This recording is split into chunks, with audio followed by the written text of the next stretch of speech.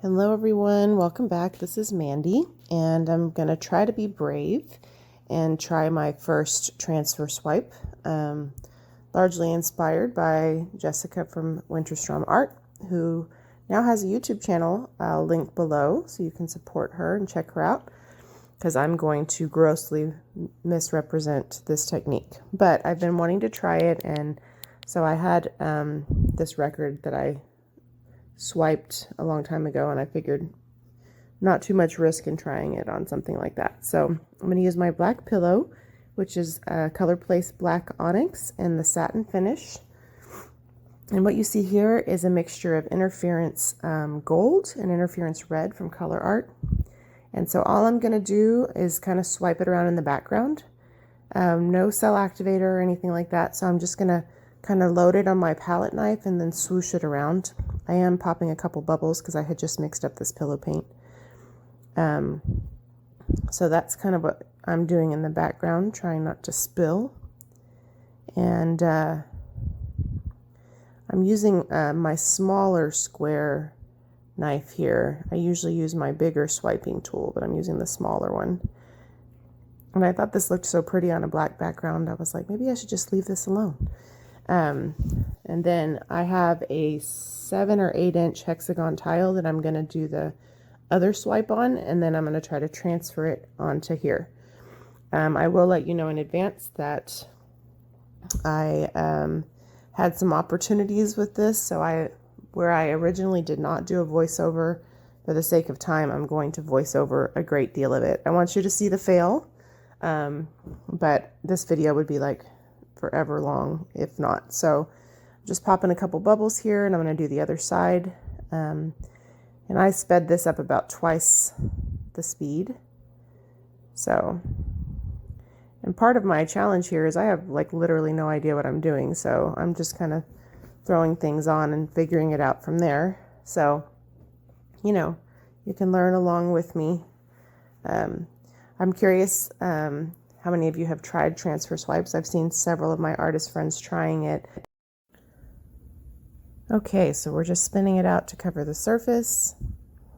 Because of how long this was taking, I noticed it wasn't spinning out that easily, so I just took a little pillow paint and covered the edges right there. And then we're going to prepare our little hexagon to do the swipe on. And I'll go over the colors with you shortly. I did use probably too many colors, but I really loved the color combo. So we're just kind of getting a base going. So far, the background looks pretty cool. And here's our little tile. So let me go over the colors with you. We're going to put a little pillow down first. And then we'll do a little swipe. I obviously put too much pillow, so I took some of it away. I have a problem using too much pillow in the first place, so why would this be any different?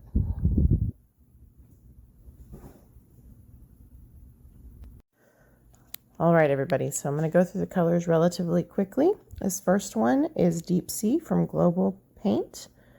It's an impasto paint from Pixel Paint Designs. I have coupon codes below for both Pixel Paint Designs and for Colourarte. And I'm just kind of slinging it on there.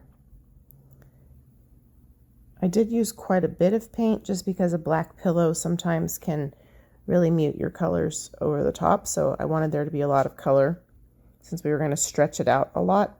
The next color, if I recall correctly, is a PrizmPour color called Golden Poppy. I think I'm deciding in the background what to use next. Yes, so Golden Poppy is next up because I wanted a little pop of contrast in there. And so it's a really beautiful color. It's sort of an orangey yellow, kind of a warm orange yellow. And then next up is some Fluorescent Magenta from Golden. Just popping a couple bubbles. If you're looking for a great hot pink, I like Fluorescent Magenta. I think it has a richer shade than the fluorescent pink. And now we're going to use Jasmin from Colourarte, which is a primary element. It's also in the primary colors set. So if you are looking to start off with some pigments from Colourarte, this is one of the favorites, and it's in that set, or you can buy it individually. And of course, you can save 20% off of anything from the Colourarte website with my code, Mandy1120. Next up is Temptation. So this is a glitz color from Primary Elements, which means it's a primary element, but it's semi-opaque. I really, really love using these colors. And the other day I thought about it and I was like, oh, I haven't used that color in a long time. So I mixed it up. And then this is a new PrizmPour. That is Baltic Amber. It's a gorgeous, gorgeous color. And now we're going to use a little turquoise blue from Amsterdam, and I'm going to add just a little bit more of the deep sea to the top. For my cell activator, I'm using a carbon black Atelier interactive, which is a heavy body paint with Australian Floetrol, roughly 3 to 4 parts Australian Floetrol to 1 part paint. And if you check out my Pixel Paint Designs coupon code, which is Mandy10, you can save 10% off. Not only on Boom Gels, but also Australian Floetrol. And she's got a really great price on the liter size right now, so great time to check it out. So now I'm going to load up my palette knife with Cell Activator, and we're just going to swipe this, and then we're going to be brave and take a shot. I just want to let you guys know, when I finished doing this, I had so much paint everywhere. This was so messy for me. I'm sure that's part of it's a learning curve, but I'm not great at swirling my swipes around. For some reason, I always seem to drag it into the paint on the back end. All right, here we go. All right, I'm going to try to talk through this, but in the event that it takes too long, it will become a voiceover. So I have the tile in my hand. I'm going to use this little, look how pretty the swipes are when you're about to transfer them, of course. I'm going to use this little swiper. I'll show you in just a second. I just saw a huge bubble.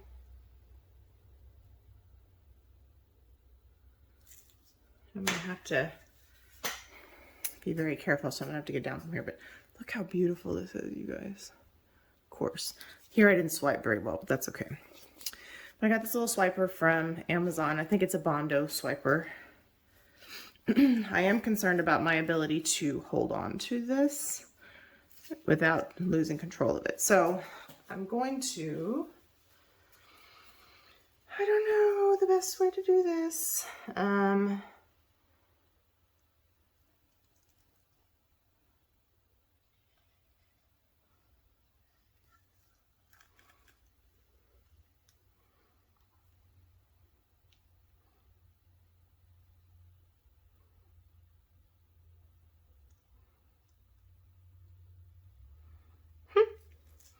Not terrible, not amazing.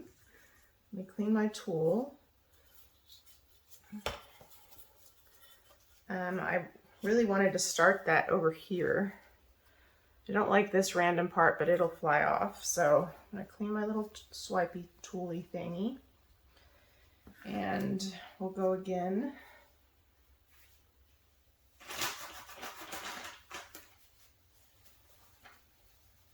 I thought about doing this part is a voiceover, but this part is kind of the intense part, right? So I don't know that we want to go super fast through this part. Okay. Like, I tried to jiggle here and create ribbons. It just didn't really work out. So I'm going to try this again. I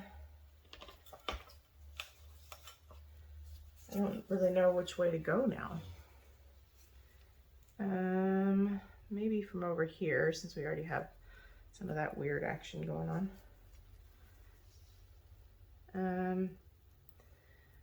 Okay, I need to do this on camera. That's the other part, is it's really hard to do. And to not like drip.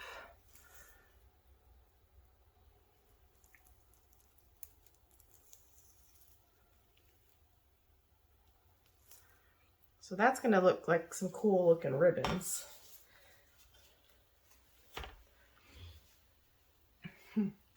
Look how perfectly pretty that is. So this just looks like ribbons. We're going to probably lose the cells there. I don't really mind that because I think ribbons are cool.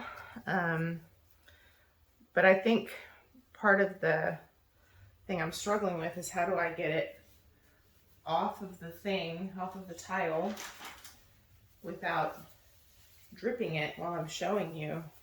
So it's like I have to move it directly from the tile to the painting, and I just feel like maybe I lack the coordination to do that well. Looks like I dripped right here. So let me just pinch that just in case. Okay, but you know, this isn't the worst thing I've ever done. Not bad for my first shot. So now before I pick up what's left on here, I feel like I gotta have somewhat of a plan. I like some of the movement of the interference in the background, so I don't want to completely cover it up. So while I look at a couple of these bubbles, I kind of want to look at the composition. There are some lines that are really cool. So what I'm wondering is, should I stop or should I keep going? So if I keep going, where would I start? I kind of like this in the middle. I like this on this edge. I'm not too keen on this part, but if I were to come in here, it would be kind of busy looking. I like this part over here to be kind of the negative space. So my thought process is maybe I come in here and swirl up there. I don't know. Maybe I use the smaller one for this part. I have a smaller one. This one. I ordered some little miniature dustpans because I think I might have better control over that. So let's see. And the rest of this is kind of a mixture of lines and cells. Make sure I'm not going to drip this everywhere. So it's kind of a mixture of the two. So my thought is get it on there, and then I might have better control over it. Maybe not. Maybe we come in from here.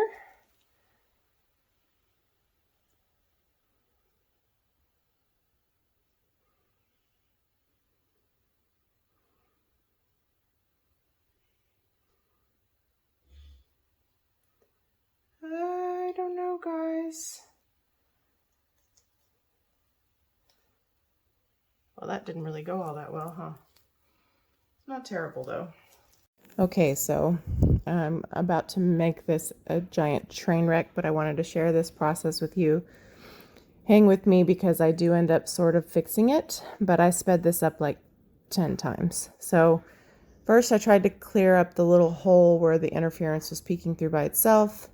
Then I tried to smooth over where I didn't do a great job pouring that second little ribbon. And then, you know, it was better, but what I did here to try to fix that one little part was kind of strange. And then the more I messed with it, the worse I made it. So I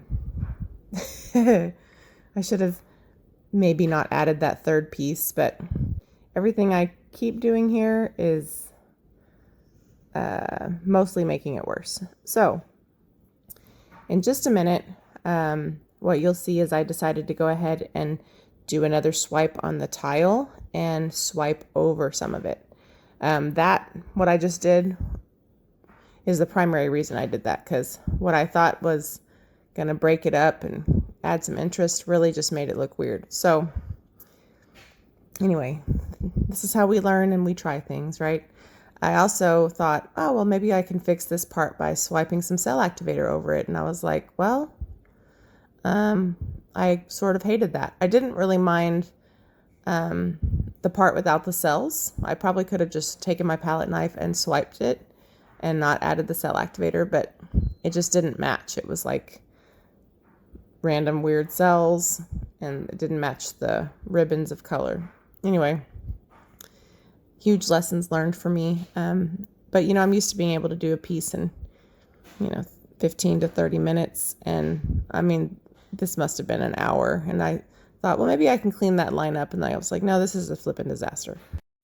Okay, so I cut out a lot of this swiping to the side or layering the colors for the sake of time. As you can see, didn't do the greatest job swiping that, but it still turns out really beautiful.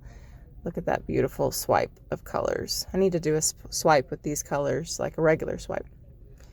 Anyway, so I had to do some of the gathering of the paint a little bit off camera because of how much paint was on that tile and was starting to want to drip off.